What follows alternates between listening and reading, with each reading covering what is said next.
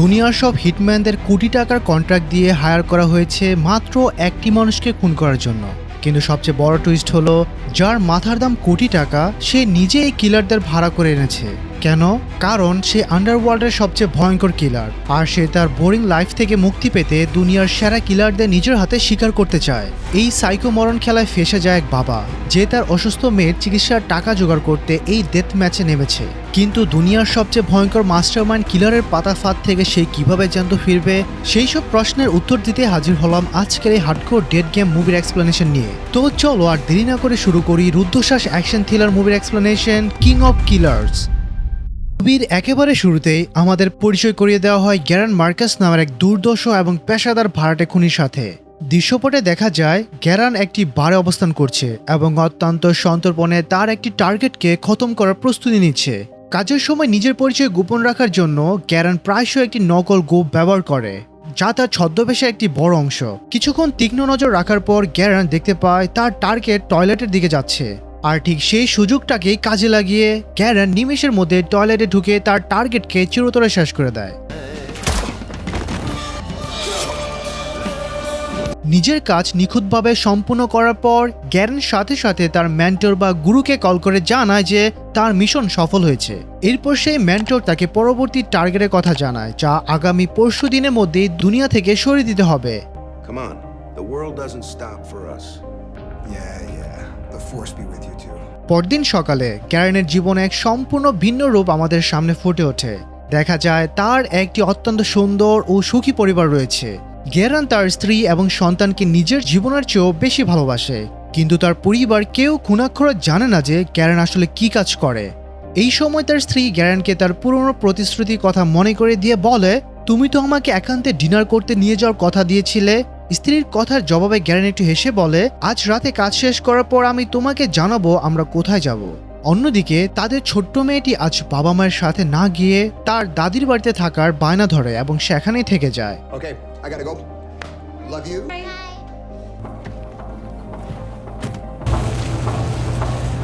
রাতের বেলা আমরা দেখতে পাই গ্যারান আবারও সেই নকল গোপ পরে নিজের ছদ্মবেশ ধারণ করেছে, আর অন্যদিকে তার স্ত্রী অধীর আগ্রহে সেজেগুজে অপেক্ষা করছে গ্যারানের বার্তার জন্য, কখন সে জানাবে যে তারা কোথায় ডিনার করতে যাচ্ছে।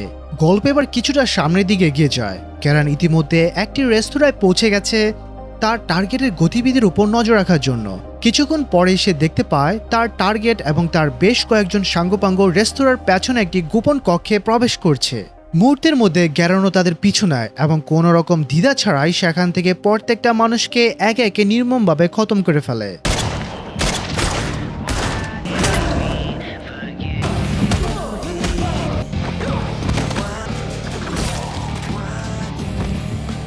পুরো জায়গাটা লাশে ভরিয়ে দেওয়ার পর গ্যারান যখন কাজ শেষ করে কক্ষ থেকে বেরিয়ে আসতে যাবে, ঠিক তখনই সে এমন এক দৃশ্য দেখে যা তার পুরো পৃথিবীকে কাঁপিয়ে দেয়।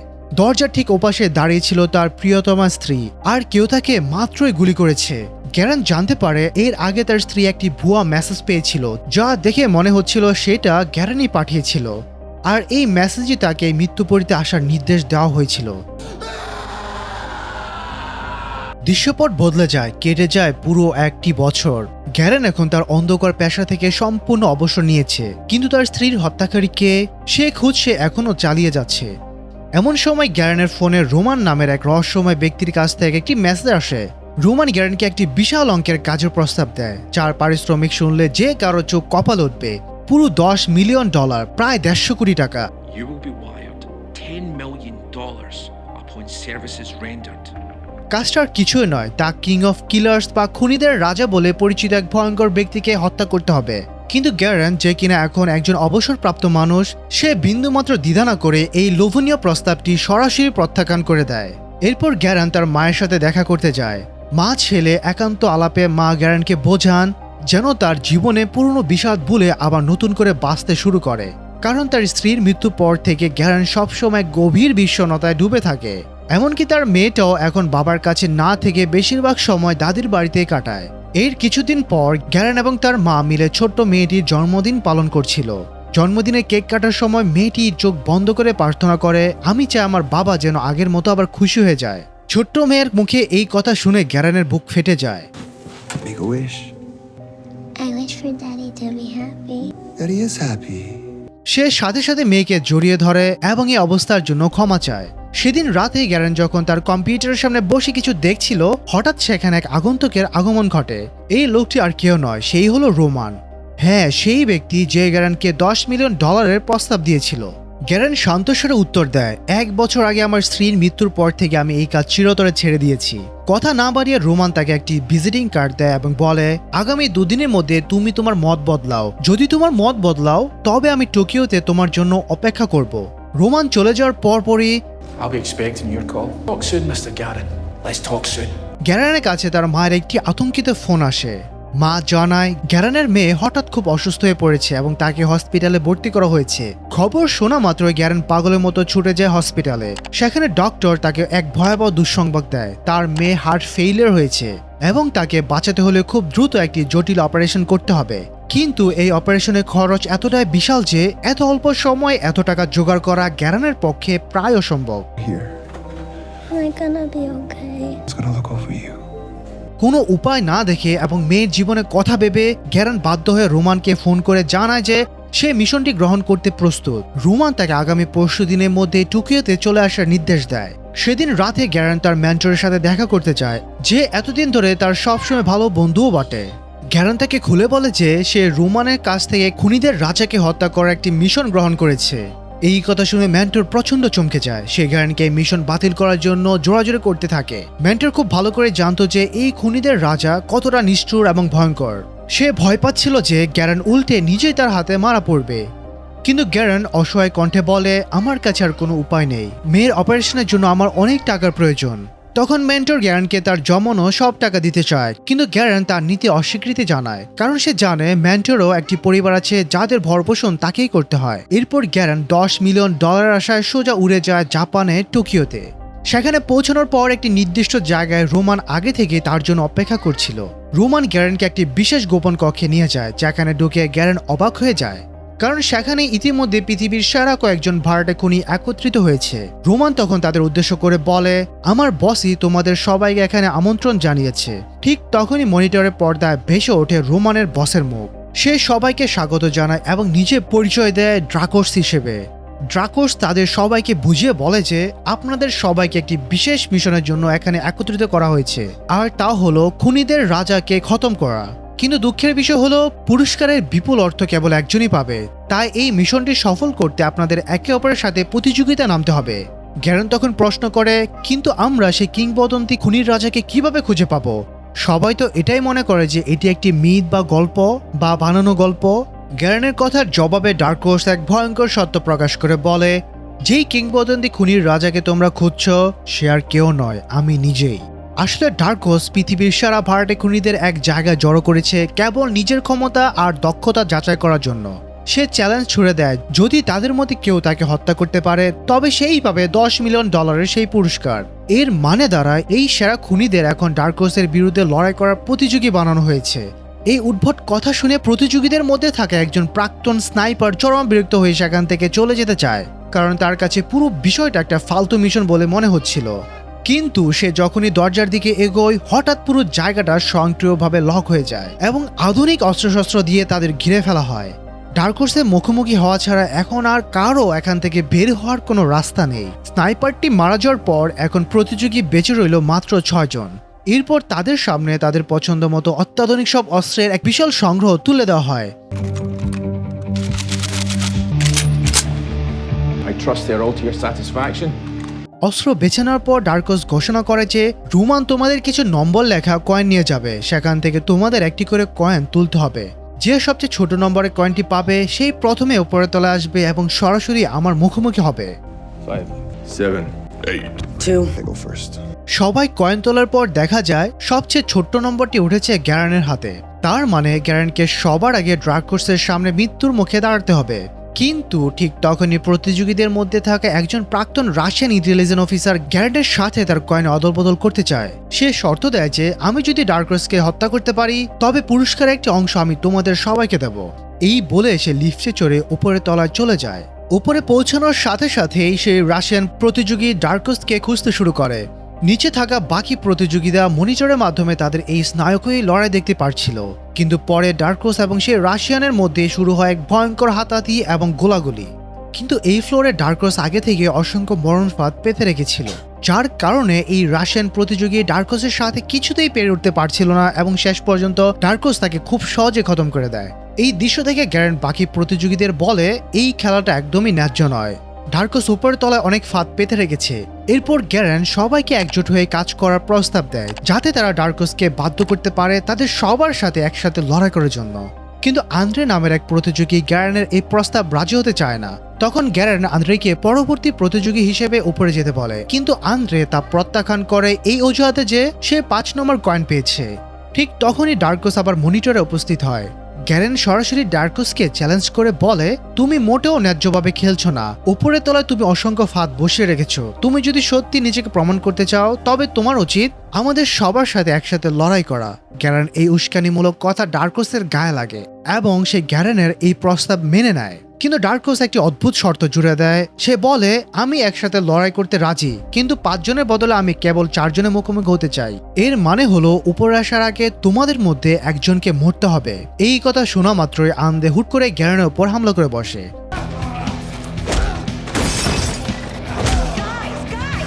সৌভাগ্যবশত বাকি প্রতিযোগীরা দ্রুত তাদের থামিয়ে দেয়।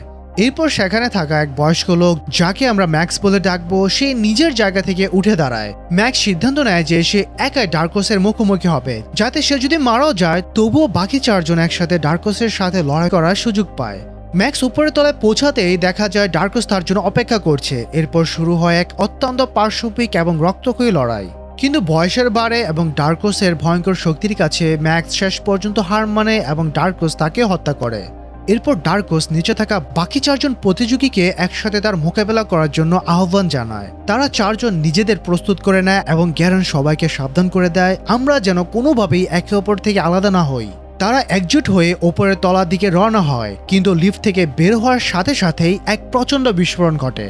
বিস্ফোরণের ধাক্কায় 4 জন চারদিকে ছিটকে পড়ে এবং একে অপর থেকে বিচ্ছিন্ন হয়ে যায়। এখন বাধ্য হয়ে তাদের প্রত্যেককে একাই লড়াই করতে হবে। সবচেয়ে প্রথমে ডার্কোস মুখোমুখি হয় একজন মহিলা প্রতিযোগী, যে কিনা MI6 বা ব্রিটিশ স্পেশাল ফোর্সের একজন প্রাক্তন সদস্য। কিন্তু ডার্কোসের ভয়ঙ্কর দক্ষতার সামনে সে টিকতে পারে না এবং ডার্কোস খুব সহজে তাকে খতম করে দেয়। অন্যদিকে গ্যারেন একটি রহস্যময় কক্ষে গিয়ে ঢোকে। সেখানে ডার্কোসের কিছু সাঙ্গপাঙ্গ আগে থেকে উৎপেতে ছিল। বাধ্য হয়ে গ্যারেনকে তাদের সাথে লড়তে হয় এবং নিজের অসাধারণ দক্ষতার সাহায্যে সে তাদের সবাইকে মাটিতে মিশিয়ে দেয়। এরপর সে বাকি প্রতিযোগীদের খুঁজতে বের হয়।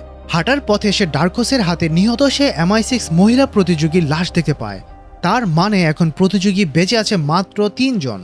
দৃশ্যপট চলে যায় ডার্কোসের দিকে। সে এবার মুখোমুখি হয় রেন নামের এক প্রতিযোগী। রেন ডার্কোসকে দেখে খুবই ফেটে পড়ে এবং বলে, আমি এই খেলায় টাকার লোভে আসিনি, আমি এসেছি প্রতিশোধ নিতে, কারণ তুমি সেই ব্যক্তি যে আমার জন্মদাতা পিতাকে নির্মমভাবে হত্যা করেছ।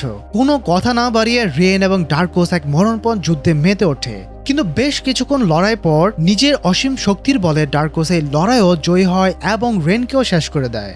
অন্যদিকে গ্যারেন যখন বাকিদের খুঁজছিল, হঠাৎ পেছন থেকে কেউ একজন তার উপর অতর্কিত হামলা করে। লোকটি আর কেউ নয়, সেই হলো আন্দ্রে। আন্দ্রে চাইছিল না যে জেতার পর পুরস্কারের টাকা গ্যারেনের সাথে ভাগাভাগি করতে হোক। লড়াইয়ের এক পর্যায়ে আন্দ্রে গ্যারেনকে কোণঠাসা করে ফেলে। গ্যারেন যখন প্রায় হার মেনে নিচ্ছিল, ঠিক তখনই হসপিটালে শুয়ে থাকা তার ছোট্ট অসুস্থ মেয়ের মুখটা তার চোখের সামনে ভেসে ওঠে। মেয়ের প্রতি ভালোবাসায় গ্যারেন শিরায় শিরায় এক নতুন শক্তির সঞ্চার করে। সে দ্বিগুণ আক্রোশে ঘুরে দাঁড়ায় এবং আন্দ্রেকে চিরতরে শেষ করে দেয়। এরপর গ্যারেন এগিয়ে যেতে থাকে এবং অবশেষে একটি ঘরে গিয়ে সাক্ষাৎ পায় সে খুনির রাজা ডার্কোসের। ডার্কোস গ্যারেনকে দেখে একটু হেসে বলে, আমি প্রথম থেকে জানতাম যে শেষ পর্যন্ত তুমিই টিকে থাকবে। ডার্কোস জানতো যে গ্যারেন এক সময় আমেরিকান ইন্টেলিজেন্সের সদস্য ছিল এবং পরবর্তীতে ম্যান্টরের হাত ধরে সে ভাড়াটে খুনি হয়। তবে অন্যদের মতো গ্যারেন টাকার জন্য যাকে তাকে মারত না। সে কেবল তখনই মিশন নিত যখন তার টার্গেট হতো কোনো জঘন্য অপরাধী। ডার্কোস কৌতূহলী নিয়ে জিজ্ঞাসা করে, তুমি তো কাজ ছেড়ে দিয়েছ, তাহলে এই $10 মিলিয়ন মিশন কেন নিলে? গ্যারেন উত্তর দেয়, আমার মেয়ে খুব অসুস্থ, তাকে বাঁচাতে আমার এই অর্থের খুব প্রয়োজন। এরপর গ্যারেন ডার্কোসকে চ্যালেঞ্জ করে বলে, যদি বুকের পাটা থাকে তবে অস্ত্র ফেলে খালি হাতে আমার সাথে লড়াই করো, দেখি তুমি কতটা পুরুষ। কিন্তু ডার্কোস গ্যারেনের এই কথায় কান্না দিয়ে উল্টো বন্দুক বের করে গ্যারেনকে লক্ষ্য করে গুলি চালাতে শুরু করে। এরপর তাদের মধ্যে শুরু হয় এক চূড়ান্ত এবং মারাত্মক লড়াই।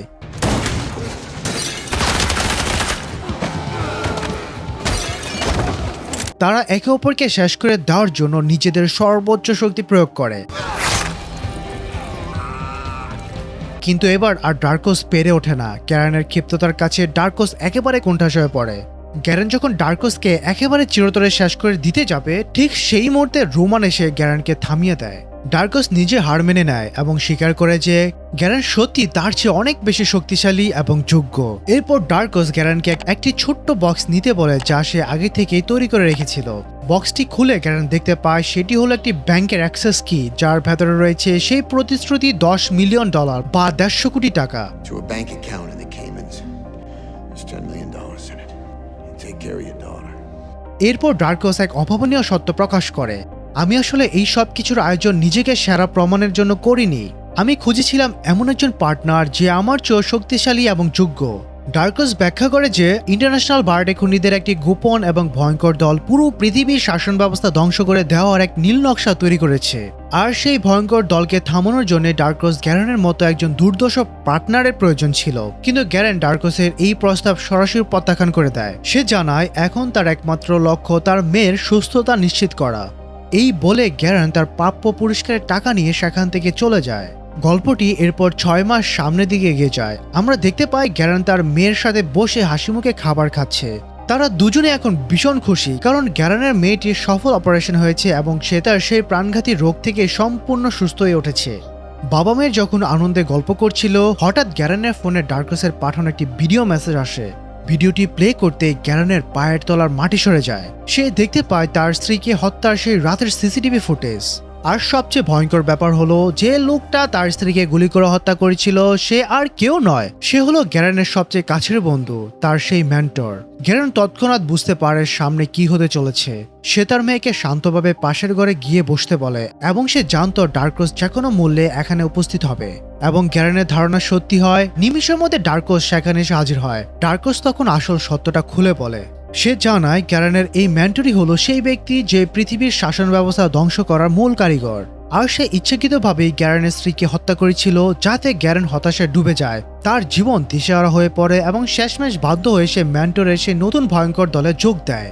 সব শোনার পর ডার্কোস গ্যারেনের চোখের দিকে তাকিয়ে প্রশ্ন করে, এবার বলো তুমি কি সে ভয়ঙ্কর দলটাকে আর এই বিশ্বাসঘাতককে ধ্বংস করতে প্রস্তুত? গ্যারেনের চোখে তখন জ্বলছে প্রতিশোধের আগুন। সে বিন্দুমাত্র দ্বিধা না করে মাথা নেড়ে সম্মতি জানায়। আর ঠিক এখানেই শেষ হয় এক দুর্দান্ত অ্যাকশন এবং থ্রিলারে ভরপুর মুভিটি। তো এই ছিল আজকের মুভির এক্সপ্লেনেশন। আশা করি এই সিনেমাটি নেক্সট পার্ট আসবে, তখন এক্সপ্লেন করে দেওয়া হবে। যদি ভিডিওটি ভালো লেগে থাকে তবে অবশ্যই একটি লাইক দিবে এবং বন্ধুদের সাথে শেয়ার করে দিবে, আর সাবস্ক্রাইব করে রাখতে পারো নতুন ভিডিও সবার আগে দেখার জন্য। তো দেখা হচ্ছে পরবর্তী কোনো নতুন ভিডিওর সাথে। ততদিন ভালো থাকবে, সুস্থ থাকবে। আল্লাহ হাফেজ।